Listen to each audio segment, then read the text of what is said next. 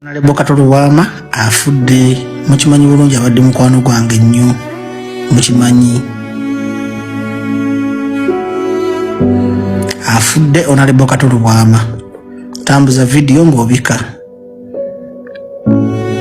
yakafa essaawa emu emabega kyafudde tebannafuna ripooti y'abasawo sagala mwefule bagezi mbu kadi ya Alex temulimba bantu bajja kukola official announcement naye nga mukwano gwammwe Kato Lubwama afudde tambuza video ng'obika naye ensi etumaliramu bwereere Honorable waffe agenze naye omusajja agenze temusobola kukkiriza nti Kato Lubwama yekyanzikyanzi mu kamera gyo yafudde kati gwe kikulekawa alaba Bajjo ensi etumaliramu bwereere kyo yabadde ku live ng'ayogera bulungi naye ekyanga mu kamera za sipaaka kumbe nga lunaku lw'olusembayo ng'ayomba n'aliyeni sikini agenze omusajja agenze tisobola butagendayo kati siina natulosoba nakwebaka buli gwe yasobya amusonyiwe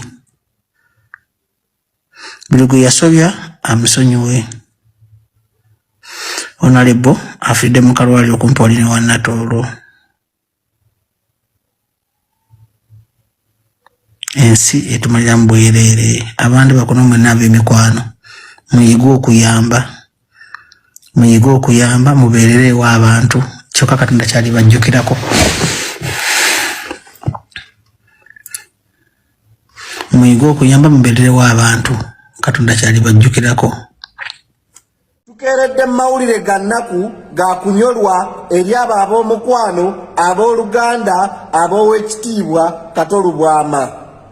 Honorable Kato Lubwama atugenzeeko afudde Mungu amujjuludde inna lillahi wa inna lillahi raji'un akusaasira ebyakusobako kinkoze bubi nnyo nti Honorable Kato Lubwama ogenze mbunambira otyo mbadde njagala nnyo abantu abakufaanana Mungu abawangaaze Mungu ababeezeewo balabe ku Uganda empya gye tuyaayaanira balabe ku Uganda empya ekubya bannansi emiggo ebavumya nga mubayita abasirusiru nga mubayita abatategeera mubayita bahuliganizi mubayita embizi mubayita buli kigambo ekyesittaza ku duniya mbadde nsaba nnyo Mukama Katonda ababeezeewo mubeere bajulizi mulabe ku Uganda eyo abakulembeze baayo bajja kuba bayisa batya abantu abagiwabula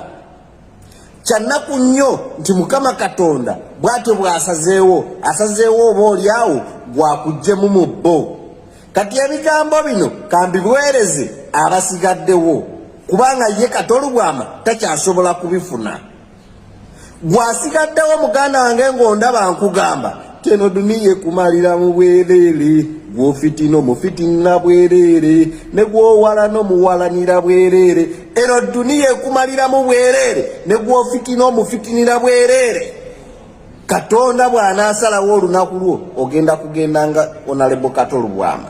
Honorable Kato Lubwama oyo gwolaba avumye Bobi Wine ku duniya kuno buli kigambo n'akimuvuma talina kyatamuvumye talina na kimu kyatamuyise ku duniya kuno naye ng'ekibimuyisa lwalyanfuna oba olyawo Mungu yagera n'agamba nti akaseerako k'okiikiriddeko ku bantu keekano katukwaseemukko omuntu omulala n'amugjayo mu paalamenti kati ye Kato Lubwama yalowooza nti Bobi Wine ye yamugja ku mugaati era n'amuvuma buli kigambo emyaka gyonna naye nga mwattu musajja wattu Bobi Wine ye tamuddamu yeesirikidde ng'era ye akimanyidde ddala nti duniya etwemalizaamu bwereere Bobi Wine ye akimanyi nti duniya etukola ki etwemalizaamu bwereere n'ebyenfuna by'owakanira by'okaayanira by'olowooza nti singa nandikulesse n'obba era nabyo wandibiresseewo n'ofa n'ogenda ensi n'esigala ng'ekufuma bufumi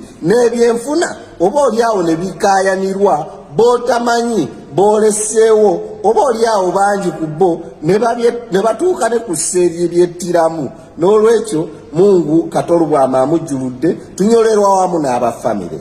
Newankubadde nga Kato Lubwama tabadde na bigambo biwoomu gye tuli.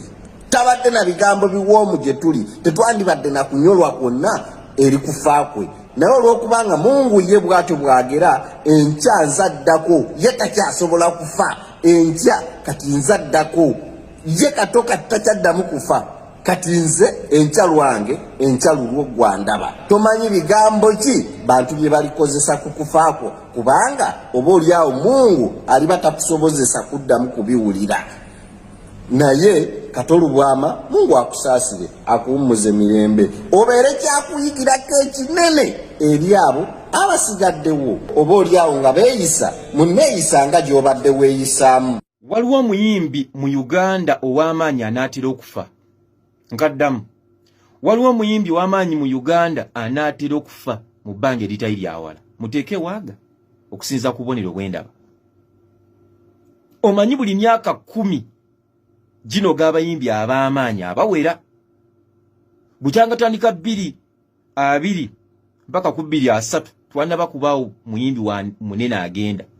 Naye obudde bwonna ndaba waliwo agenda mu bayimbi abanene. Abajjukira wakati w'emyaka gya 89 mpaka ku 12 wakati awo twafibwako abayimbi abanene abawera. Omwali Kasozi, omwali Sebadduka Christopher, omwali Basudde, File Bongo Liutaya, bagenda mu eje emyaka 10 egyo. Wakati wa 12 mpaka 2010 abagendera Otomoni ne bonna yabakira yali Kafeero. Jime Katumba bafiira awo. Eri Wamala bafiira awo. Sala Birungi bafiira awo. Mweje emyaka 10 wakati wa 2 mpaka 2010. Kati 2010 mpaka 2020 abayimbi abagendedde basukka ne 12 abafiiriddewo. Naye ab'amaanyi radio yomukubo abalugendera mweje emyaka 10. AK47 Dance Lakla yayimba tugenda kusula mu ngatto. Mr X olw'omwalo omuti yali yatandise okuyimba Sera yafiira mweje emyaka. Bukyanga tuyingira 2 tuli mu 223 tugenda kuyingira 224 twali muyimbi munene yagenze. Naye okusinzira ku bubonero kwa buli muyimbi omunene afudde mbadde ndaba obubonero bwadde bujja bweyoleka. Kati ndaba aliwo omunene anaatera okufa. Mu bayimbi bwammwe abanene waliwo anaatera okugenda. Mbalabudde mwetegeke.